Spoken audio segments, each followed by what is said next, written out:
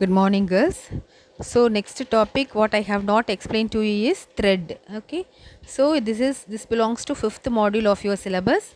So what is a thread? Okay, thread is a lightweight subprocess, the smallest unit of processing. It's a separate path of execution. So threads are independent. If there occurs exception in one thread, it doesn't affect other threads. It uses a shared memory area. Okay. So on the diagram shows how a thread is sharing the memory area.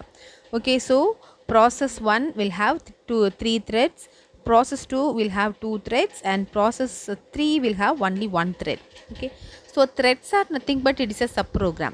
So suppose if you are having a lengthy program, if you are having a program, it may be a simple or complex program. A program will have different process. Okay. So assignment is a process, multiplication, addition, division, all these are sub process, and displaying, getting an input is a process, displaying output is another process. Okay. So if it is a simple problem, it will be done with a few lines. So if it is a complex problem, the program can be divided into sub problem, and each sub problem can have one or more threads. Okay. So all these threads can be executed simultaneously. Okay. Single program that will be divided into sub program, and each sub program will have one or more threads, and these threads it will be processing at the same time simultaneously. Okay. That is the concept of main concept of thread. So therefore a particular program can have multi-thread. So multi-threading is one of the important concepts in Java. Multi-threading in Java is a feature that allows concurrent executions of two or more parts of program for maximum utilization of CPU. Okay. So each part of such program is called thread. So the threads are lightweight process within a process within a process. Program அதுக்குள்ளே இருக்கிற சின்ன சின்ன program. So அதை தான் நம்ம என்னென்னு சொல்கிறோம், த்ரெட்னு சொல்கிறோம். ஸோ இது வந்து simultaneous or concurrent executions of two or more parts of the program. So ஒரு ப்ரோக்ராம் எக்ஸிக்யூட் பண்ணால் எப்படி எக்ஸிக்யூட் ஆகும், ஃபஸ்ட் லைன்லேருந்து ஒரு லைனாக எக்ஸிக்யூட் ஆகிட்டு வரும். இதுதான் நார்மலாக நம்ம பார்த்துருக்கிற ப்ரோக்ராம் எக்ஸிக்யூஷன். சப்போஸ் ஃபோர்த் லைனில் ஒரு இன்புட் ஸ்டேட்மெண்ட் வருதுன்னு வச்சுக்கோங்க. So input statement will send a notification to the input device, and we have to receive a input data from the input device. Then that input device has to be transferred to the program. So this input output statement will have the speed of the input output statement is compared to the other statement, it is little slow. Okay. So there will be a delay or time consuming. Okay. In that particular period of time, the CPU, that is the processor, will not function anything. So it will be in an ideal state. So to avoid that, when you are going for thread, okay, so suppose one subprogram is running, if it is waiting for any input and output functions, okay, the next subprogram and the thread within that program can start its execution. So simultaneously two or more subprograms or two or more thread can be executed. So that is the main concept. So when simultaneously more than one threads are executed, the CPU is utilized to the maximum. So CPU will not be kept idle at all. Okay, idle இருக்கவே இருக்காது. ஐடல்னா என்ன, எந்த வேலையும் செய்யாமே இருக்காது, எல்லா நேரமும். ஏன்னா சிபியூவோட time வந்து ரொம்ப ரொம்ப ப்ரெஷியஸ். ஓகே, அது வந்து சும்மாவே அது ரன் ஆகிட்டு இருந்தால் it is waste of time. So நம்ம எப்போவுமே ஒரு கம்ப்யூட்டர் வாங்குகிறோன்னா அதோட மெமரி ஸ்பீட், அதோட சிபியூ ஸ்பீட் என்ன அப்படின்னு தான் நம்ம கேட்போம். ஸோ அந்த ஸ்பீடை வந்து நம்ம மேக்ஸிமம் யூட்டிலைஸ் பண்ணணும் அப்படின்னு சொன்னால் அதுக்கு most important concept is thread. Okay, how a thread can be created? So thread can be created in two different ways: by extending a thread class or by implementing a runnable interface. Okay, threadன்ற கான்செப்டை நம்ம ப்ரோக்ராமில் implement பண்ணணும் அப்படின்னு சொன்னால் there are two ways. threadன்ற ஒரு class இருக்குது ஜாவாவில், R runnable அப்படின்ற interface இருக்குது. இப்போது நம்ம கிளாஸில் threadன்ற கிளாஸை நம்ம வந்து இம்ப்ளிமெண்ட் பண்ணணும்னா ரெண்டுமே கிளாஸ், அதனால் இம்ப்ளிமெண்ட்னு சொல்கிறோம். இப்போ நம்ம க்ரியேட் பண்ணுற கிளாஸில் ரன்னபிள் அப்படின்ற இன்டர்ஃபேஸை வந்து நம்ம ரெண்டுமே கிளாஸாக இருந்தால் எக்ஸ்டெண்டுன்னு சொல்லுவோம். ஒன்று கிளாஸ், இன்னொன்று வந்து இன்டர்ஃபேஸாக இருந்ததுன்னா அது என்னென்னு சொல்லுவோம், இம்ப்ளிமெண்ட்னு சொல்லுவோம். ரெண்டுமே கிளாஸாக இருந்தாலும் சரி, ரெண்டுமே இன்டர்ஃபேஸாக இருந்தாலும் சரி, இட் வில் பி இன்ஹெரிட் பண்ணுறப்ப எக்ஸ்டென்ஸ்ன்னு சொல்லுவோம். வேறு அதாவது கிளாஸும் இன்டர்ஃபேஸும் மாறி வரப்போ தான் என்னென்னு சொல்லுவோம், இம்ப்ளிமெண்ட்ஸ்ன்னு சொல்லுவோம். ஓகேவா, ஞாபகம் இருக்கா? So thread class. ஸோ இப்போ த்ரெட் கிளாஸ் யூஸ் பண்ணி எப்படி ஒரு த்ரெட் கிரியேட் பண்ணுறது, த்ரெட் ப்ரோக்ராம் யூஸ் பண்ணுறதுன்னு பார்க்க போகிறோம். Thread class provide constructors and methods to create and perform operations on a thread. Thread class can extend into thread interface. Okay, thread class can extend thread interface. So commonly used constructors of thread classes are thread, thread of string name, thread of runnable or interface அது என்ன பண்ணலாம் கால் பண்ணலாம் thread, runnable or and string name. So these are the three different methods a thread class can be used. So thread classக்கு இந்த constructorsலாம் இருக்குது. இதில் ஏதாவது ஒரு constructor use பண்ணி நம்ம என்ன பண்ணலாம் thread create பண்ணலாம். ஓகேவா? So empty brackets thread with empty brackets கொடுக்கலாம். இல்லை த்ரெட் வித் ஸ்ட்ரிங் நேம்னா அந்த த்ரெட்டுக்கு ஒரு name. Thread with runnable, so thread கிளாஸ்க்குள்ளே ரன்னபிள் இன்டர்ஃபேஸை கால் பண்ணலாம். அதே மாதிரி த்ரெட் கிளாஸ்க்குள்ளே runnable interface with the thread name. Okay, so there are 4 different constructors to create a thread that belongs to a thread class. இப்போ runnable இன்டர்ஃபேஸ்ன்னு பார்த்தோன்னா runnable interface should be implemented by any other class whose instances are intended to be executed by another method called run. ஓகேவா? So runnable interface நம்ம use பண்ணுறப்ப கண்டிப்பாக அது வந்து run அப்படின்ற மெத்தடை கண்டிப்பாக இம்ப்ளிமெண்ட் பண்ணியிருக்கணும். சரியா? So runnable interface should implement run method. So public void run is use to perform an action for the thread. Okay, so starting a thread. So starting a thread, start method of a thread is use to start a newly created thread. It performs the following task. So start அப்படின்ற method தான். ஒரு த்ரெட்டை create பண்ணிட்டோம், அதை first start பண்ண வைக்கணும் அப்படின்றதுக்கு start method use பண்ணுறோம். A new thread starts. Okay, so a thread moves from new state to a runnable state. When the thread gets to a chance to execute, its target run method will run. Okay, so first one, Java thread example by extending a thread class. இப்போ பாருங்கள், class மல்டின்றது class name, extends thread. த்ரெட்டுன்ற கிளாஸை நம்ம என்ன பண்ணியிருக்கோம், இங்கே extend பண்ணியிருக்கோம். So public void run. Okay, so thread கிளாஸாக இருந்தால் ரன்னுன்ற மெத்தட் கண்டிப்பாக இருக்கணும். ஓகேவா? அதே மாதிரி ரன்னபிள் இன்டர்ஃபேஸாக இருந்தாலும் ரன்னுன்ற மெத்தடு கண்டிப்பாக இருக்கணும். ஓகேவா? ஸோ ரன்னுன்ற மெத்தட் இருந்தால் தான் அந்த த்ரெட்டை வந்து என்னாகும், எக்ஸிக்யூட் ஆகும். ஓகேவா? ஸோ அது வந்து த்ரெட் கிளாஸில் இருக்கிற ரன் மெத்தடை நம்ம என்ன பண்ணியிருக்கோம், இம்ப்ளிமெண்ட் பண்ணியிருக்கோம். ஸோ அடுத்தது வந்து public static void main part of the program. So multi அப்படின்ற அந்த கிளாஸ் நேமுக்கு T1 அப்படின்ற ஒரு த்ரெட் க்ரியேட் பண்ணியிருக்கோம், நியூ மல்டி. ஓகேவா? T1 dot start. So we are make the thread to work. ஓகேவா? அதை வந்து பிகின் பண்ண வைக்கிறோம். ஸோ அப்போ என்ன ஆகும், அவுட்புட் த்ரெட் இஸ் ரன்னிங். ஓகேவா? ஸோ இந்த ப்ரோக்ராம் எக்ஸிக்யூட் பண்ணுறப்ப என்ன வரும், த்ரெட் இஸ் ரன்னிங் அப்படின்ற வரும். ஸோ த்ரெட் இஸ் ரன்னிங் எங்கே இருக்குது, பப்ளிக் வாய்ட் ரன்னுன்ற மெத்தடுக்குள்ளே அது கொடுத்துருக்கோம். சரியா? இது வந்து extending thread class. So next one, implementing runnable interface. So அதில் என்ன இருக்குது பாருங்கள், அதுலேயும் ரன்னுன்ற மெத்தட் கண்டிப்பாக இருக்குது. ஸோ ரன்ன்ற மெத்தடில் அதே மாதிரி system dot out dot println thread is running கொடுத்துருக்கோம். Public static void main string ARGSல மல்டி 3. ஸோ மல்டி அந்த கிளாஸ் நேம் வந்து மல்டி 3, அதனால் இங்கே மல்டி 3ன்னு கொடுத்துருக்காங்க. M1 அப்படின்றாங்க, T1 க்ரியேட் பண்ண மாதிரி இங்கே M1 க்ரியேட் பண்ணியிருக்கோம். சரியா? ஸோ அப்புறம் thread T1 equal to new thread. ஓகேவா? ஸோ த்ரெட் எங்கே இருக்குது, thread T1 equal to new thread. அதாவது அந்த ப்ரீவியஸ் ப்ரோக்ராமில் நம்ம த்ரெட்டு, அதாவது இது வந்து பேரண்ட் கிளாஸில் உள்ள த்ரெட்டையே வந்து இங்கே த்ரெட்டுக்கே என்ன பண்ணுறாங்க, ஒரு ஆப்ஜெக்ட் க்ரியேட் பண்ணுறாங்க. ஓகேவா? மல்டின்றது நம்ம க்ரியேட் பண்ணியிருக்கிற கிளாஸு, த்ரெட்டுன்றது பேரண்ட் கிளாஸ். ஸோ இப்போ வந்து எக்ஸ்டென்ஸ் த்ரெட் கிளாஸ், ஜாவாலேயே ஒரு கிளாஸ் இருக்கு இல்லையா, ஸோ அதுதான் த்ரெட்டுன்னு சொல்கிறாங்க. ஸோ த்ரெட்டுக்கு T1 கால்குலேட் பண்ணியிருக்காங்க. ஓகேவா?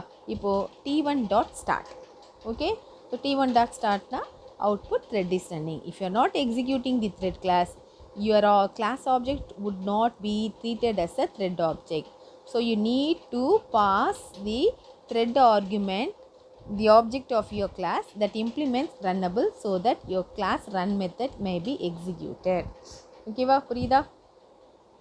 Okay, so Java thread methods. இப்போ த்ரெட்ல என்னென்ன மெத்தட்ஸ்லாம் இருக்குது, start, run, sleep, current. So ஸ்டார்ட்னா to begin a thread to for execution.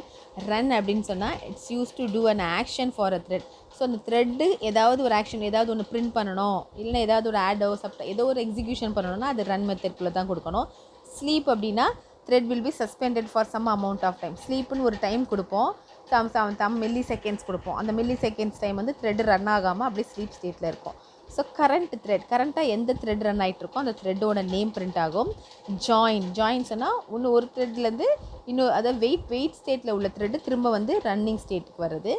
Get priority, இப்போ த்ரெட்டுக்கு வந்து ஒரு த்ரெட்டுக்கும் இப்போ ஒரு ப்ரோக்ராமில் நிறைய சப் ப்ரோக்ராம் இருக்கும், அந்த சப் ப்ரோக்ராமுக்குள்ளே நிறைய த்ரெட் இருக்கும். இப்போ எந்த த்ரெட் ஃபஸ்ட் ரன் பண்ணணும், எந்த த்ரெட் செகண்ட் ரன் பண்ணணும் அப்படின்றத சப்போஸ் நம்ம டிசைட் பண்ணணும்னா நம்ம த்ரெட் ப்ரையாரிட்டி அசைன் பண்ணிக்கலாம். ப்ரையாரிட்டி 1 2 3 அந்த மாதிரி கொடுத்தோம் அப்படின்னு சொன்னால் எது ஹையஸ்ட் ப்ரையாரிட்டி இருக்கோ அந்த த்ரெட் என்ன ஆகும், ஃபஸ்ட்டு ரன் ஆகும். ஸோ அப்போது அந்த த்ரெட்டோட ப்ரையாரிட்டி என்னென்னு வாங்குறதுக்கு தான் கெட் ப்ரையாரிட்டி. அதே மாதிரி ப்ரையாரிட்டி செட் பண்ணுறதுக்கு செட் ப்ரையாரிட்டி. ஓகேவா? ஸோ செட் நேம்ன்றது த்ரெட்டுக்கு நேம் கொடுக்குறது. கெட் ஐடினா அது எத்தனாவது த்ரெட்டு, த்ரெட்டோட ஐடியை வந்து வாங்குறது. இஸ் அலைவ், த்ரெட் வந்து கரெக்டாக ரன் ஆகிட்டு இருக்கா அப்படின்றத செக் பண்ணுறது இஸ் அலைவ். ஈல்ட் அப்படின்னு சொன்னால் it causes the currently executing thread object to pause and allow other thread to execute temporarily. So ஈல்டுனா அது என்ன பண்ணும், அது ஒர்க் பண்ணுறத ஸ்டாப் பண்ணிவிட்டு மற்ற த்ரெட்டை ரன் பண்ணுறதுக்கு ப்ளேஸ் கொடுக்கும். சஸ்பெண்ட் அப்படின்னு சொன்னால் த்ரெட் ரன்னிங்கை வந்து we are making it to stop for some time, அதான் suspend. ரெஸ்யூம்னா சஸ்பெண்டட் த்ரெட்டை திரும்ப வந்து ரிவோக் பண்ணுறது. ஸ்டாப் அப்படின்னா த்ரெட்டோட ரன்னிங்கை ஸ்டாப் பண்ணுறது. So these are the different methods in thread. Okay. So அதே மாதிரி டிஸ்ட்ராய்னா த்ரெட்டை வந்து டெலீட் பண்ணுறது. இஸ் அ டீமன் அப்படின்னா test whether the thread is a demon thread. அதாவது இப்போ வந்து நம்ம க்ரியேட் பண்ண த்ரெட் இல்லாமல் ஏதாவது ஒரு காம்ப்ளிகேட்டடான thread due to some system fault or வேறு ஏதாவது சாஃப்ட்வேர் ஃபால்ட்னால வந்ததுன்னா அதை டீமன் த்ரெட்டா அப்படின்னு கேட்கும். சரியா? So set demon thread. Sometimes வந்து நம்மளே வந்து டீமன் த்ரெட்டை க்ரியேட் பண்ணி ரன் பண்ண வைக்கலாம். ஸோ நார்மல் த்ரெட்டுக்கு நடுவில் அதை இன்சர்ட் பண்ணலாம். ஸோ அதுதான். ஸோ இன்டரப்ட்னா ஒரு த்ரெட்டோட எக்ஸிக்யூஷனை ஸ்டாப் பண்ணுறது இன்டரப்ட். இஸ் இன்டரப்டட், அந்த மாதிரி ஸ்டாப் ஆயிருக்கா அப்படின்னு செக் பண்ணுறதுக்கு இஸ் இன்டரப்டட் மெத்தட். சரியா? ஸோ அதே மாதிரி இன்டரப்டட், திரும்ப இன்டரப்ட்னா we are telling to stop. இன்டரப்டட்னா அது இன்டரப்ட் ஆயிடுச்சா ஆகலையா அப்படின்னு செக் பண்ணுறது. ஸோ ஆக்டிவ் கவுண்ட், எத்தனை த்ரெட் கரெக்டாக ஆக்டிவாக எக்ஸிக்யூட் ஆகிட்டுருக்கு. ஸோ செக் ஆக்சஸ், ஸோ யாரெல்லாம் அந்த த்ரெட்டை ஆக்சஸ் பண்ணலாம், ஸோ அந்த ஆக்சஸ்ஸு.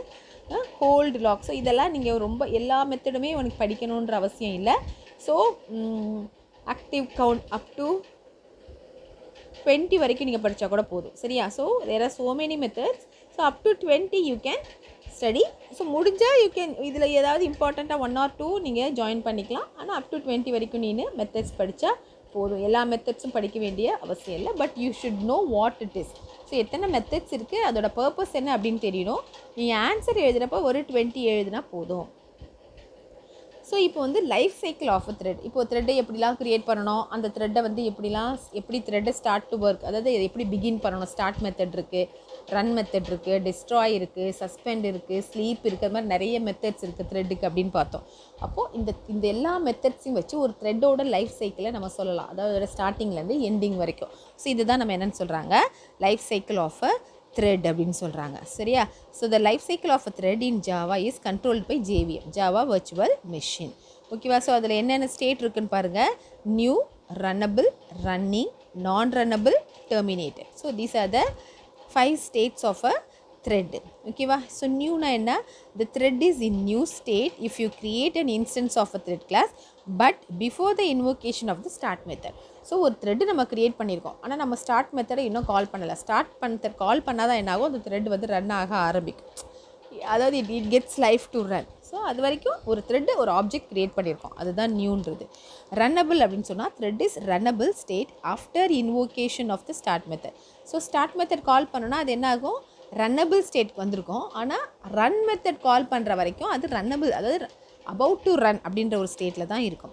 ரன்னிங் அப்படின்னு சொன்னால் the thread is in running state if the thread scheduler has selected it. So run method கால் பண்ணுறப்ப தான் அது ரன்னிங் ஸ்டேட்க்கு வரும். அப்போ நாட் ரன்னபிள்னு சொன்னால் பிளாக் ஸ்டேட், அதாவது சஸ்பெண்டட், ஸ்லீப் இதெல்லாம் வரப்போ அது பிளாக்டு ஸ்டேட்டில் இருக்கும். டெர்மினேட்டட்னா டிஸ்ட்ராய் கொடுத்தோன்னா அது டெர்மினேட்டட் ஸ்டேட்க்கு போயிடும். Thread is terminated or dead state when it is run method exit அதோட எக்ஸிட் ஆனால். ஓகேவா? ஸோ கொடுத்துருக்காங்க பாருங்கள், நியூக்கு அப்புறம் ஸ்டார்ட் மெத்தட் யூஸ் பண்ணால் அது ரன்னபிள் ஸ்டேட்க்கு வருது. ஸோ ரன்னபிள் ஸ்டேட்லேருந்து அது ரன்னிங் ஸ்டேட்க்கு போகணும்.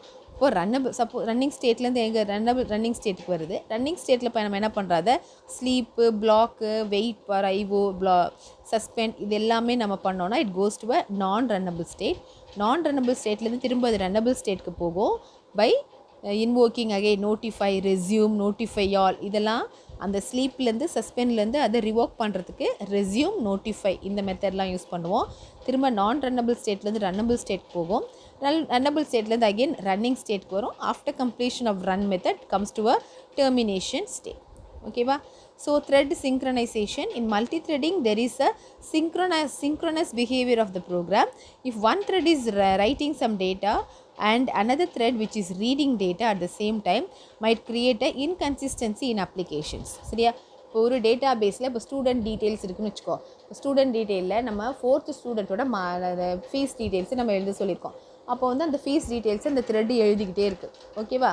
அப்போது அந்த பொண்ணு என்ன பண்ணது, ஃபீஸ் பே பண்ணிடுச்சு. அப்போ என்ன ஆகும், அது அப்டேட் ஆகிடும். அப்போது ரீட் பண்ணிகிட்டு இருக்கப்போ அங்கே அப்டேட்டாக காட்டும், ஆனால் நம்ம எழுதியிருக்க ரிசல்ட் வந்து அது ஃபீஸ் பே பண்ணலான்னு காட்டும். இந்த மாதிரி இன்கன்சிஸ்டன்சி வரும் அப்படின்னு சொல்கிறாங்க. So when there is a need to access the shared resource, இப்போது ரீடும் அந்த ஒரு டேட்டா பேஸ் ஆக்சஸ் பண்ணுது, ரைட்டும் அந்த டேட்டா பேஸ் ஆக்சஸ் பண்ணுது. அப்போ அந்த ரெண்டு பேரும் அது ரீடுன்றது ஒரு ப்ராசஸ், ரைட்டுன்றது ஒரு ப்ராசஸ். சைமல்டேனியஸாக ஒரு டேட்டா பேஸ் ஆக்சஸ் பண்ணுறப்ப சிங்க்ரனைசேஷன் வந்து ரொம்ப ரொம்ப முக்கியம் அப்படின்றாங்க. So Java has provided synchronised method to implement synchronised behaviour. In this approach, once the thread reaches inside the synchronized block, then no other thread can call that method on the same object. ஓகேவா? அப்போது right பண்ணுறதுக்கு முன்னாடி நீ synchronise அப்படின்னு கொடுத்துட்டேன்னு வச்சுக்கோயே, நீ எழுதி முடிக்கிற வரைக்கும் அதை யாருமே மாடிஃபையோ எடிட்டோ பண்ண முடியாது. அது மாதிரி ரீட் பண்ணுறதுக்கு முன்னாடி சிங்க்ரனைஸ் கொடுத்துட்டிங்கன்னா அதுக்கு நடுவில் போய் நீ அதை கம்ப்ளீட் பண்ணுற வரைக்கும் நடுவில் போய் யாரும் அதை மாடிஃபை முடியாது. In this way, synchronization helps in multi-threaded applications. One thread has to wait till other thread finishes its executions. Only then the other threads are allowed for executions. Okay, so it can be written in the form of synchronized object. So எப்படி synchronize பண்ணுறதுக்கு இந்த method use பண்ணுறது சொல்கிறாங்க. ஓகேவா? So next thread priority. Thread priority decides how one thread is to be treated with respect to the other threads in an applications. ஓகேவா? சொன்னல priority assign பண்ணிக்கணும், எந்த த்ரெட்டுக்கு நம்ம இம்பார்ட்டன்ஸ் கொடுக்கணுமோ அதுக்கு ஹையர் ப்ரையாரிட்டி கொடுக்கலாம் அப்படின்றாங்க. ஓகேவா? So enlisted below are some points to remember about the thread priorities. Thread priorities are an integer number. Using thread priority we can decide when we should switch from one thread to another, one thread in running state to another. This is the context switching process wherein we switch context of the threads. Anytime a thread can voluntarily release its control over CPU, then the thread with the highest priority can take over. So ஒரு thread முடிக்கிறப்ப இன்னொரு thread அதுவே ஆட்டோமேட்டிக்காக எடுத்துக்கும். So அது எப்படி நம்ம அடுத்த த்ரெட்டை வந்து நம்ம அசைன் பண்ணுறோம் அப்படின்றது தான் important. Similarly the higher priority thread can preempted any other thread with a lower priority. So thread class provides a set priority method that is used to set the priority for the thread. So we can use constants, minimum priority, maximum priority, normal priority in the place of integers. Priority வந்து 1 2 3 அப்படின்னு நம்மளே என்ன பண்ணலாம், assign பண்ணிக்கலாம். First priority, second priority நம்பராகவும் assign பண்ணலாம். இல்லைனா Java வந்து minimum priority, maximum priority, normal ப்ரையாரிட்டின்னு கொடுத்துருக்கு. ஸோ அதை யூஸ் பண்ணி நம்ம என்ன பண்ணலாம், த்ரெட்டோட ப்ரையாரிட்டியை அசைன் பண்ணலாம் அப்படின்னு சொல்கிறாங்க. புரியுதா? ஸோ த்ரெட்டுனா என்ன, it is a light weight process. So it is ஒரு சப் ப்ராசஸ்க்குள்ளே நிறைய ப்ராசஸ் இருக்குது. Sub process of sub process. Okay, it's one of the sub process of sub process. So ஒரே டைமில் சைமல்டேனியஸாக 2-3 த்ரெட்டெல்லாம் ரன் ஆகலாம். And thread has different states life சைக்கிளில் பார்த்தோம். ஸோ த்ரெட் கிளாஸ் நம்ம எக்ஸ்டெண்ட் பண்ணலாம். அதே மாதிரி ரன்னபிள் இன்டர்ஃபேஸை நம்ம என்ன பண்ணலாம், இம்ப்ளிமெண்ட் பண்ணலாம். ஓகேவா? ஒரு த்ரெட்டை பிகின் பண்ணுறது வந்து ஸ்டார்ட் மெத்தட். ஓகேவா? அந்த ஸ்டார்ட் மெத்தட் வந்து த்ரெட்டை என்ன பண்ணும், ரன்னபிள் ஸ்டேட்க்கு கொண்டு போகும். அதுலேருந்து ரன்னிங் ஸ்டேட்க்கு போகணும்னா ரன்னுன்ற மெத்தட் இன்வோக் ஆகணும். ஓகேவா? ஸோ ரன்னிங் ஸ்டேட்டில் உள்ள த்ரெட்டை வந்து ஸ்லீப்பு, வெயிட்டு, சஸ்பெண்ட் இந்த மெத்தட்ஸ்லாம் யூஸ் பண்ணி என்ன பண்ணலாம், நான் ரன்னபிள் ஸ்டேட்க்கு கொண்டு போகலாம். நான் ரன்னபிள் ஸ்டேட்டில் இருக்கிறது திரும்ப ரன்னபிள் ஸ்டேட்க்கு வரத்துக்கு நோட்டிஃபை, ரெஸ்யூம் இந்த மாதிரி மெத்தட்ஸ்லாம் யூஸ் பண்ணலாம். ஸோ ஒரு த்ரெட்டு கம்ப்ளீட் ஆனதுக்கப்புறம் அடுத்த த்ரெட் எது ரன் ஆகணும் அப்படின்றதுக்கு நம்ம த்ரெட் ப்ரையாரிட்டி அசைன் பண்ணலாம். இல்லைனா அது க்யூவில் எப்படி இருக்கோ அதே மாதிரி ஃபஸ்ட் த்ரெட் 1 த்ரெட் 2 அதே மாதிரி தான் ரன் ஆகும். நமக்கு வந்து suppose if we have priority over thread, we can assign priority either using an integer or using the constant, minimum priority, maximum priority and normal priority. ஓகேவா? புரியுதா? ஓகே.